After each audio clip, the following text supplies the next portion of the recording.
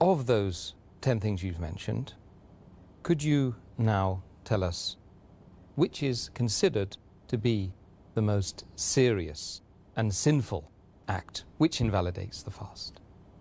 The act which is the most sinful and most serious amongst all of them, which invalidates the fast, it is sexual intercourse.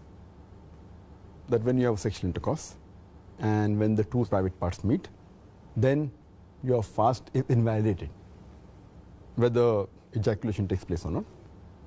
And you have to repent for that.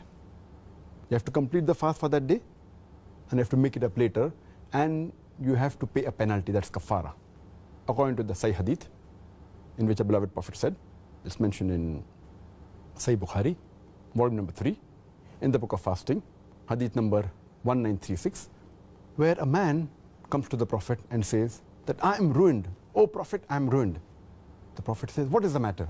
The man says, I had sex with my wife while I was fasting.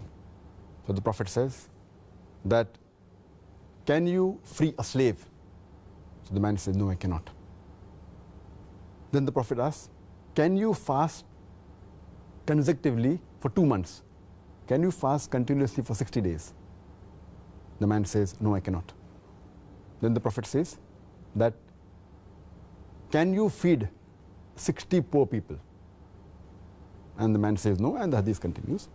In short, we come to know from this hadith that if any person does a sexual intercourse, it is one of the major sins. It is the most serious and sinful amongst all the things that break the fast. The person who does this sin, he should immediately repent to Allah subhanahu wa ta'ala and ask for forgiveness. He should complete his fast for that day and make up for that fast later on after Ramadan. And he has to pay a penalty.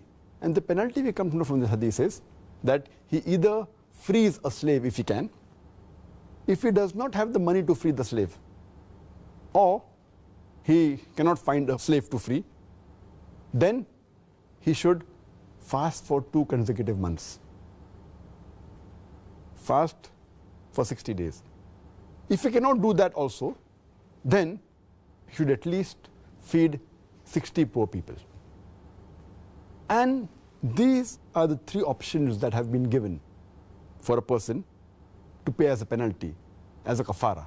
But if a person can do the first thing, he should not jump to the second or the third. The first is freeing a slave. If he cannot do that, if he doesn't have the money or cannot find a slave, then he can go to the next option, that is fasting consecutively for 60 days. If he cannot do that, if he is unable to do that, continuously fasting for 60 days, if he fasts for a few days and then one day he doesn't fast, he should start again. He should fast consecutively for 60 days. If he doesn't have the capacity to do that, then what he can do is he can feed 60 poor people. And each poor person should be fed with approximately half sa. Each sa is equal to 3 handfuls of outstretched hand of wheat. So half sa per person, or the food that is there of the land.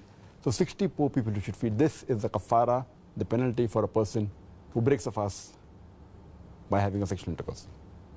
The amount of food, just to clarify that, for my own benefit, if you like, do you think that that's equivalent to about a day's food, approximately? Yes, in short, it should be a day's food that's normal in that land. It may change in America, it may change in UK, it may change in India. But at that time, it was like one of these says that one man requires half sa of meat. And each sa of meat is outstretched, 2 hands is outstretched, and the amount of wheat that comes in, that's equal to sa. So half of 3. The other hadith says that 1 mud of meat, that is equal to 1 outstretched hand of wheat. The other hadith says that equivalent to fill a poor man's appetite, his stomach. So in short, you should feed a poor person, 60 poor people you should feed, approximately what is the food of that land that you should feed him. And if you can't find people in your land who are poor, then you look for the nearest place, or? Yes, anyway. And that's difficult in today's world that you cannot find 60 people to feed. I don't know any place in the world where you cannot find 60 people to feed. It may not be a locality, but if you just go to the next locality in your city, surely, in your country, surely you can find. I wish to Allah subhanahu wa ta'ala may that time come. Ameen, ameen. Which will come, inshallah. Inshallah.